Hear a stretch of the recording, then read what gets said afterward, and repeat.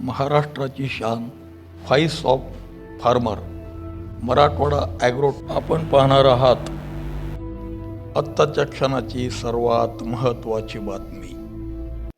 नमस्कार मित्रांनो, तुमचा शेतकऱ्याचा मित्र विश्वनाथ दादा आपणास हवामानाचा अंदाज देत आहे. बघता बघता जून महिना उजाडला आणि आपण दिलेल्या अंदाजाप्रमाणे मित्रांनो तुमच्या लक्षात आलेलं असेल की 1 जूनला मध्यरात्री खूप मोठं वादळी पाऊस झालेला आहे. असा वादळी पाऊस हा कधीही मध्यरात्री होत नसतो, परंतु हे वर्ष हे आगळे आणि वेगळेच असल्यामुळं तुमच्या लक्षात येईल की काय अवस्था झालेली आहे. आणि हा पावसाचा तडाखा हा जवळपास बघा मराठवाड्याचा बराचसा भाग, नांदेडपासून इकडं धाराशिव, नांदेड आणि लातूरचा काही भाग व सोलापूर जिल्ह्यातील सुद्धा म्हणजे बराचसा भाग आहे, कोल्हापूर, हुबळी, खूप मोठं म्हणजे व्याप्ती होती मित्रांनो.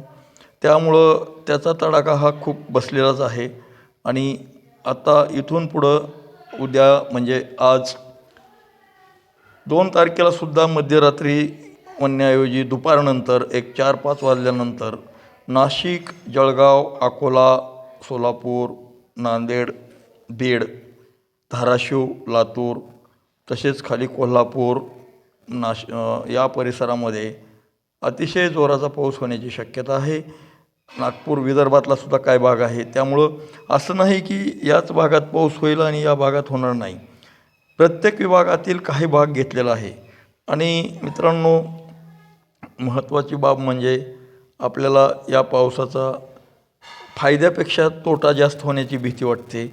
आणि आज तर लक्षात घ्या, इंदापूर, करमाळा, बार्शी, परांडा, पंढरपूर, जामखेड, अहमदनगर म्हणजे अहिल्यानगर, तसेच संभाजीनगरचा पैठण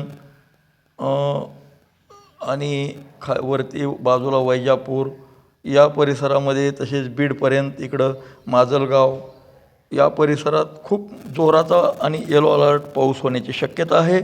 त्यामुळं शेतकरी बांधवांनी काळजी घ्यावी. आणि हा पाऊस जवळपास म्हणजे दुपारनंतर 2च्या नंतर रात्री खूप उशिरापर्यंत पाऊस राहण्याची शक्यता आहे. ही स्थिती ही जवळपास एक जसं की आपल्याला वाटणार आहे मान्सूनच दाखल झाला, परंतु मान्सूनचा पाऊस हा असा संध्याकाळी किंवा दुपारनंतर येत नसतो. मान्सून ज्यावेळेस सक्रिय होतो त्यावेळेस मान्सूनचा पाऊस हा सकाळी, पहाटे आणि म्हणजे जो पूर्वार्ध असतो दिवसाचा त्यामध्ये जास्त होत असतो. त्यामुळं तुम्ही म्हणजे ह्या पावसाचा विचार जर केला तर ह्या पावसाचा फायदा कमी आणि तोटा जास्त. वाऱ्या कावदानामुळं कडबा, गंजी, घरे खूप नुकसान होण्याची शक्यता आहे, केळी बागा. त्यामुळं शेतकऱ्यांनी ह्या गोष्टी पुढे ठेवून खबरदारी म्हणून काही उपाययोजना करता येत असेल तर करावी, ही शेतकऱ्याला मला सांगू इच्छितो. आणि आपण जर आपल्या विश्वनाथ दादाचं ॲग्रो विश्वा मराठी हे चॅनल सबस्क्राईब केलं नसेल तर सबस्क्राईब करा, बेल आयकॉन प्रेस करा. दादा